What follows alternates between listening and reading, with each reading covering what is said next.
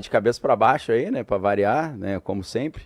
Desde o dia 28 de fevereiro, né, quando o Trump decidiu decapitar o governo iraniano, né, que eles chamam de ataque de decapitação, que é quando você mata toda a liderança na esperança de que você derrube o governo. Inclusive, Vilela, não sei se você ficou sabendo dessa, o Trump chegou para os iranianos e falou, ó, queremos negociar. É. Então, combine aí, né, o que vocês precisam pra gente sentar pra conversar. Eles falaram, valeu. Aí eles se reuniram pra conversar pra reunião, e o Trump falou, jogou uma bomba lá e matou todo mundo. Você tá brincando? Foi assim. Cara. Aí você sabe o que o pessoal da inteligência diz, né, nos círculos ali. Que esses caras foram identificados por implantes dentários que um dentista infiltrado colocou neles. E dentista do Mossad. Mossad infiltrado no Irã. Cara. Entendeu? Então, o mundo já tá bem estranho desde o dia 28 de fevereiro. Agora, concomitantemente, o presidente Donald vem com esse papo aí de que quer liberar assuntos alienígenas, documentos alienígenas, desde que Barack Obama foi a um podcast, e nesse podcast o apresentador perguntou, você crê na existência alienígena? Ele fala, creio e tal. E aí depois disso o Trump começou a falar mais sobre esse assunto, e ele disse até que ele falou assim, eu vou livrar o presidente Obama de um problema. Porque ele falou coisa que não era para ele ter falado. Pois é. Aí eu vou liberar os documentos para ele não ter que encana. Ele falou, tô te dando a força, tá, Obama? E aí ele usou Por quê? essa... Porque eram classified lá, ou eram... Como se fossem informações classificadas, né? Dele dizer que eu sei, nós temos evidências, não era para ele ter falado isso. Teoricamente. Talvez foi uma jogada ensaiada ali também, Pois ele é. aproveitou, né? Por quê? Porque, independentemente de se alienígenas existem ou não, a gente sabe que esse tema é muito explorado pelo setor de inteligência, pelo setor militar, para fazer o famoso diversionismo, que é desviar a atenção.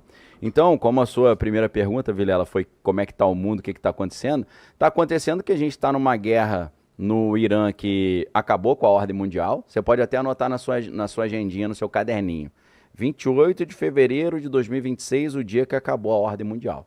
Eu já expliquei por que acabou. Porque a ordem ela funcionava com o petrodólar, que era aquele acordo dos Estados Unidos com os países exportadores de petróleo, que eles só venderiam petróleo aceitando dólar.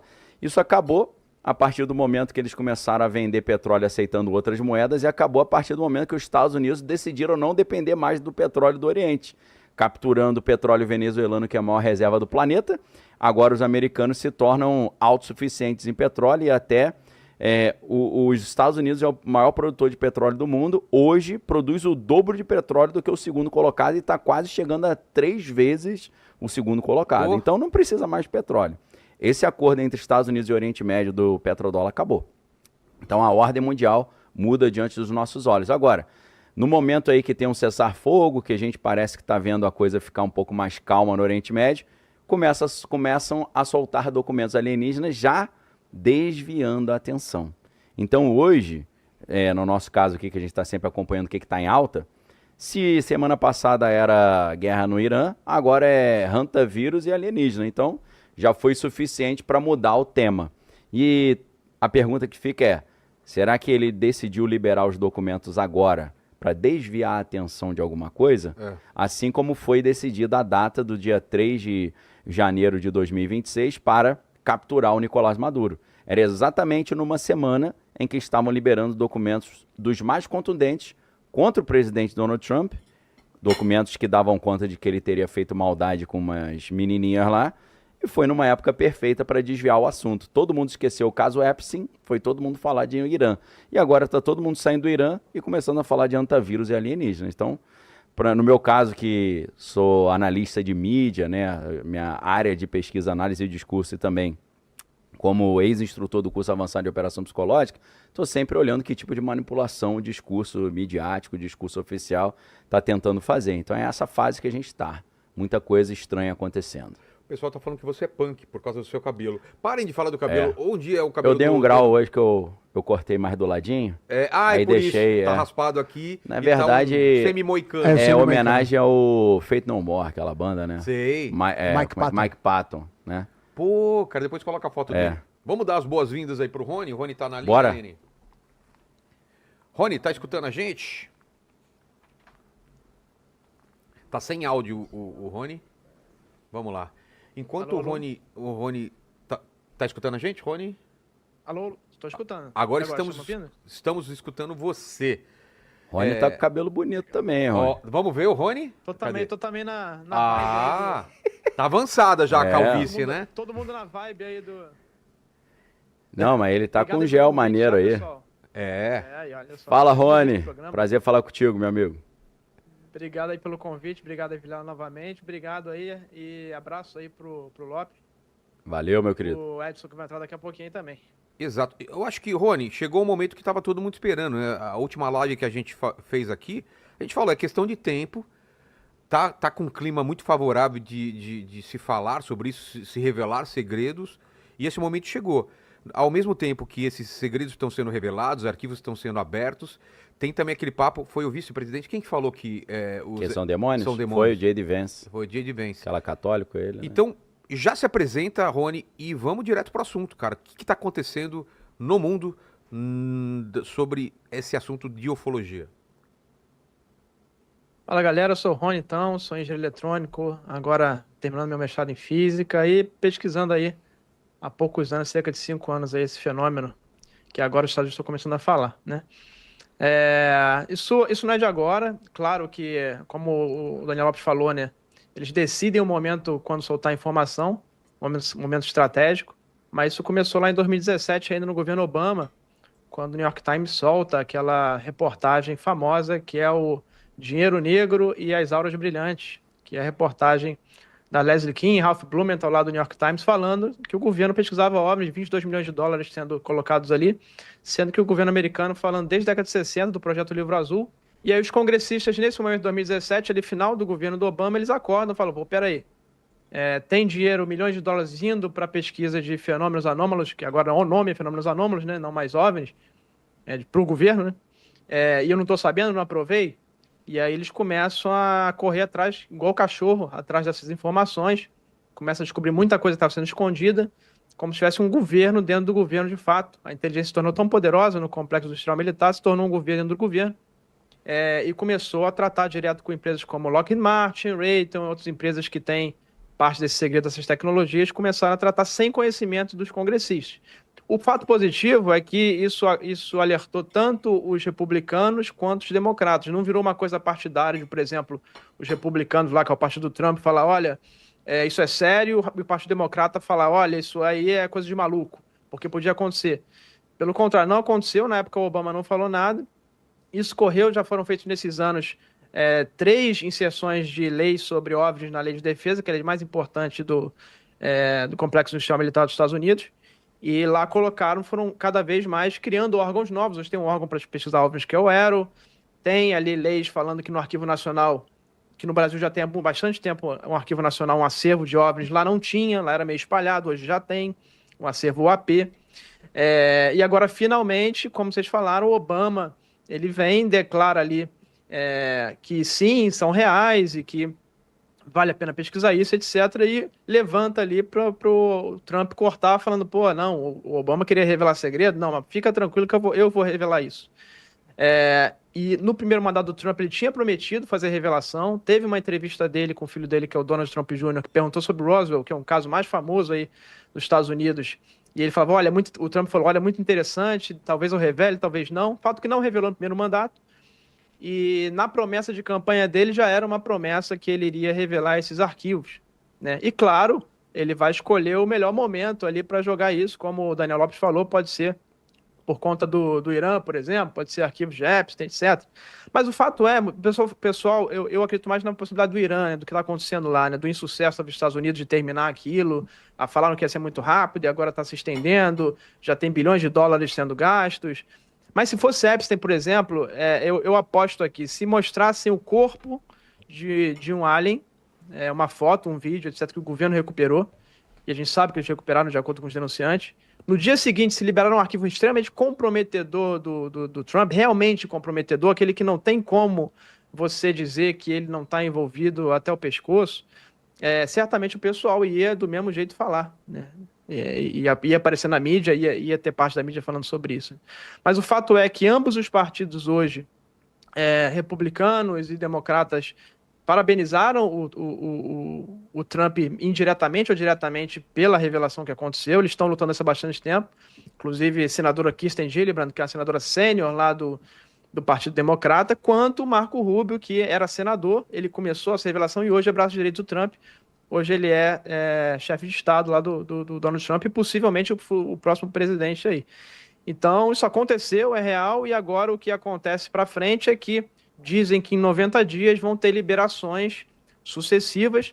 Já tem um site lá no departamento, que era Departamento de Defesa, agora é Departamento de Guerra, e já tem lá o que chamam de Release 1, que é o pacote 1 de revelações, seriam as revelações mais brandas, e eles viriam nesses 90 dias, a cada semana ou a cada 15 dias, fazendo liberações sucessivas e aumentando o nível de gravidade aí das imagens, dos documentos, até chegar possivelmente no que falam de revelar que as inteligências não humanas estão aqui, os corpos foram capturados, as naves foram capturadas. Isso faz total sentido, eu acredito que isso possa acontecer. Por quê? Porque o Trump, claro, vai querer se gabar como o presidente que revelou isso. E aqui tá falando que a Bolívia confirma 4 casos perto da fronteira com a Argentina. Aqui no Brasil morreu uma pessoa já, né, em Minas Gerais, mas estão dizendo que não tem relação com o caso do navio, porque o senhor que faleceu teria contraído isso direto do rato ali, né, da urina e fezes, saliva do rato. E matéria aqui agora também falando que a governadora de Nova York já está falando que Nova York está se preparando para os impactos do hantavirus. Você fala, meu irmão, como assim? Se o pessoal diz que esse negócio não passa de pessoa para pessoa, é só contrai a partir de partículas das fezes do rato. Aí você vê a contradição do discurso. O discurso, grandes médicos no Brasil, Europa, Ásia, Estados Unidos, o que eles dizem? Mesmo a variante dos Andes, por que ela tem esse nome, variante dos Andes? Que ela foi descoberta pela primeira vez em 1993, lá na Argentina, numa área chamada El Bolsón, que é uma área que fica na Patagônia ali, perto dos Andes. Então, por isso que é andina. Inclusive, 100 quilômetros de Bariloche. Então, naquela região ali. Chato, né? Uma região legal de turismo, você ir pra lá ficar com medo de respirar estação de esqui, cocô de rato. exato. Né? Então, complicado. Então, o que eles falam? Essa variante dos Andes, ela até transmite, mas não é uma transmissão fácil, não é qualquer conversinha de 1 minuto, né? Qualquer gotícula que vai fazer a pessoa contrair isso. Então, podem ficar tranquilos. Só que aí, Vilela, o primeiro caso documentado ali de óbito da variante dos Andes na Argentina foi em 1996. Um senhor de 68 anos que estaria trabalhando ali na roça, ali na fazenda, ele contraiu essa variante dos Andes e foi para uma festa de aniversário de uma menina de 14 anos. Nessa festa, ele infectou várias pessoas, ele morreu, algumas outras pessoas morreram, e fazendo o rastreamento dos contatos, descobriu-se que ele infectou as pessoas que estavam sentadas na mesa com ele, as pessoas que estavam sentadas numa mesa ao lado, a mais de 1,20 m de distância, e ele contaminou uma pessoa que ele passou por ela indo ao banheiro na festa, que foi o único contato que eles tiveram. Aí você fala, peraí, tá todo mundo no planeta Terra falando que a versão variante dos Andes transmite de pessoa para pessoa, mas tem que falar muito perto, tem que ficar muito tempo junto. Uma gotícula, saliva, sei lá. O cara tem que ficar cuspindo na tua cara mais de 1 hora. Entendeu? Tem pessoa que é assim, né, O Lene? cara tem que falar assim, abre a boca, aí tosse dentro da tua boca. Tá. Eles dizem que é assim. Só que, poxa, nesse caso extremamente documentado, de 1996 na Argentina, o cara passou por uma pessoa e contaminou a pessoa. Eita. Então, aí a gente vai vendo uma dicotomia entre o que é falado e o que a gente tem na literatura. Aí já vai ficando meio estranho. Por que a governadora de Nova York acabou de anunciar na televisão que eles estão se preparando para um aumento de casos? Parece que tem alguma coisa errada aí. Tá dando uma lembrança meio estranha de quando começou o Covid. Quando eles falavam, isso aí não é nada não, tá sossegado. E eu pensando, rapaz, isso aqui vai dar zero. Por que eles não fecham ali, interrompem um pouco as viagens? E não, isso aí não é nada não. Aí aparece um caso na Itália, né? Até teve gente importante da medicina local que falou que era só um resfriadinho, uma gripezinha. Não vou entrar no mérito aí, Deus abençoe cada um, né? Vamos partir do princípio que foi emoção do momento. Aí, a mesma pessoa que fala hoje é uma gripezinha, 2 semanas depois tá falando fecha tudo, isso aqui é terrível. Parece que a gente tá vendo o mesmo cenário. Pois é. Então, Vilela, é um negócio estranho, porque nesse navio de cruzeiro, que é um navio que é holandês, e ele vem fazendo um circuito ali no Polo Sul, passando por ilhas remotas do Atlântico, né? Até muitas ilhas que a gente nunca ouviu falar, ali no meio do Oceano Atlântico, entre a América e a Europa ali, várias ilhas, ele foi fazendo essa baldeação. E aí, esse casal, o que a gente tem de informação hoje?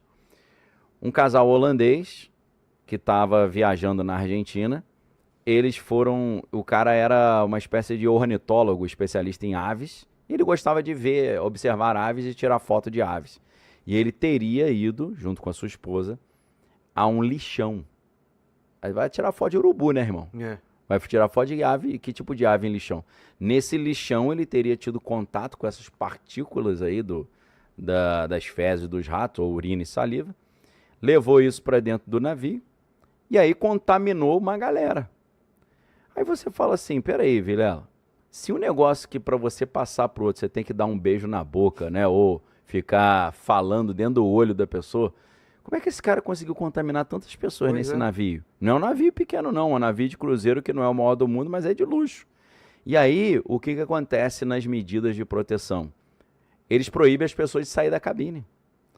Proíbe as pessoas de abrir a janela e ficar na varanda. Então o cara tá enfornado. Pior ainda. Com a mulher, com o filho, sei lá, com o neto ali, muito idoso, obviamente. Aí você fica com aquele ar viciado. E é claro que você favorece o problema. É. E aí, outra questão preocupante. Tempo de incubação de até 2 meses.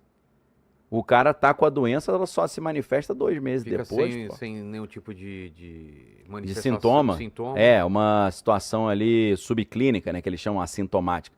Só que aí todo mundo vai dizer, não existe possibilidade do cara transmitir, ainda que seja a variante andina, se ele não tiver sintoma. O cara só transmite quando ele tá já com febre, dor de cabeça e tá passando mal. Só que aí começam a surgir estudos mostrando que o cara consegue transmitir agora sem estar com sintoma. Aí a gente começa a ter aquela mesmo fantasma que tinha na época do Covid de vamos ter que testar todo mundo então. E aí, Vilela, acontece um flashback que deixou muitas pessoas amedrontadas e outras iradas, né? Eu acompanhei muito de perto todo o caso do coronavírus. Eu comecei a estudar desde o início de janeiro. No dia 24 de janeiro de 2020, eu gravei um vídeo explicando tudo o que estava acontecendo, de onde vinha o problema, para onde que ia, tudo o que ia acontecer, o que fazer para se proteger. Fiz o vídeo e aí, infelizmente, aconteceu o que eu tinha falado, porque eu estava me pautando por artigos científicos da própria revista Nature. A revista Nature, em 2016, tinha publicado um artigo ali, o laboratório predestinado a fazer pesquisas com os agentes mais perigosos do mundo, traduzindo do inglês para português. Nesse artigo de 2016 da revista Nature, tem um depoimento do professor Richard E. Bright, estou dando nome aos bois, só não vou te mandar para tua casa o artigo impresso, mas estou dando o nome aqui. O cara falou, olha, eu estou muito preocupado com esse laboratório de Wuhan, 2016. Estou muito preocupado porque esse laboratório de Wuhan está fazendo pesquisas de ganho de função com o coronavírus e a gente fica com um certo pé atrás porque várias vezes na China, agentes perigosos como esse já escaparam de laboratórios. O cara mandou essa no artigo. Já tinha acontecido, Já tinha acontecido, de outros laboratórios. Ah, tá. Porque a gente não pode esquecer que houve um surto de coronavírus em 2003. Então, a gente tinha um precedente. Em 2003 teve o surto de coronavírus, depois teve o MERS. MERS foi um surto que aconteceu no Oriente Médio, que foi pesadíssimo também, taxa de letalidade muito alta. Chegou a se espalhar até o Canadá e um pouco nos Estados Unidos, porque a galera não se lembra, não ganhou grande repercussão. Então, já tinha um precedente de como isso funcionava. E pro meu terror, o professor Richard E. Bright, nesse artigo de 2016, eu estou lendo isso em 2020, falando que toda hora escapava vírus desse laboratório na China, poxa. E os caras... Meu, era questão de tempo, então. E aí, onde eles disseram que começou o negócio, que era naquele mercado de peixes de Wuhan, mercado de peixe ficava a alguns quilômetros do laboratório de Wuhan. Falei, poxa, é mais provável que tenha saído do laboratório e não do mercado de peixe, né? E aí, Vilela, o que acontece? Eu não vi ninguém falando sobre isso, vou trazer uma informação que eu não vi ninguém no Brasil comentando, nem no exterior, que eu leio notícia do mundo inteiro todo dia, 24 horas por dia, que até dormindo eu fico lendo notícia, faço igual o Doutor Estranho. Lembra quando ele saía do corpo e ficava lendo, dormindo? Sei. Eu faço isso também, né? Depois, Quase isso. em outubro de 2025, eles concluíram um laboratório de segurança nível 4 de pesquisas desses agentes mais perigosos, inclusive o hantavírus, na Argentina. Você sabia disso? Não. Final do ano passado. Concluíram o laboratório e eles estavam fazendo pesquisa com o hantavírus. Aí começa o problema onde? Na Argentina. A gente fala, epa, será que tem coisa aí? Aí os caras falam assim, a gente pega a matéria agora, médicos importantes falando, olha, tô super sossegado agora, porque saiu o sequenciamento genético desse vírus. Qual? Do hantavírus, modelo andino, esse que matou já 3 pessoas, e tem uma mulher, uma francesa, em estado grave na França. A França acabou de confirmar o primeiro caso lá, que foi uma mulher, e até é meio lamentável essa história, né? Você deve ter visto que o cruzeiro encostou lá na Espanha, lá, nas Ilhas Canárias. Aí o pessoal foi avaliado, e eles olharam e falaram assim, olha, vamos ver se o cara tá com febre ou não, se tá tudo bem, tá respirando bem, por aí vai. E aí o que aconteceu? Ninguém tinha sintoma nem nada, liberaram os caras para ir para casa. Então, 100 pessoas, originalmente eram 147 pessoas, 100 pessoas que ainda estavam no navio, ou seja, 47 saíram antes, espalharam já isso pro mundo. Essas 100 pessoas foram embora para suas casas. Ou seja... Só que a gente está falando de 23 países diferentes. E o tempo de incubação também, né? A mulher saiu das Ilhas Canárias, a francesa, ótima, chegou na França já quebrada, está em estado grave. Sobre as liberações, né? Esse primeiro lote aí que o Donald Trump liberou aí no site de guerra, né, do governo norte-americano, eu vou só complementar, porque vocês já falaram bastante coisa. Uma coisa que saltou aos olhos nesse primeiro lote esses documentos da NASA, né? Porque a NASA sempre mentiu, sempre escondeu da população, e agora a gente está vendo que tem coisa aí, né? Que não era... a gente não estava alucinado, que o ufólogo não é doido, nada disso, que havia realmente algo estranho e que era acobertado do público, né? E no segundo, terceiro, quarto lote aí que virá, eu acredito que é uma preparação para revelações maiores, como foi falado, né? Então a gente vai ter, com certeza, novidades aí, arquivos mais palpitantes. Uma coisa que vocês não falaram também é que nesse lote não apareceu nenhum caso brasileiro. Eu acredito aí que nos próximos lotes, provavelmente a gente deva ter alguma coisa aí da Operação Prato, talvez Noite Oficial dos OVNIs, talvez caso Varginha, e outros casos que a gente não conheça, né? Então, provavelmente aí a gente tem que ficar atento, a hora que sair esses documentos, dar lá uma analisada, ver o que tem, porque certamente vai aparecer alguma coisa desse acordo que já existe entre o Brasil e os Estados Unidos na questão OVNI, né?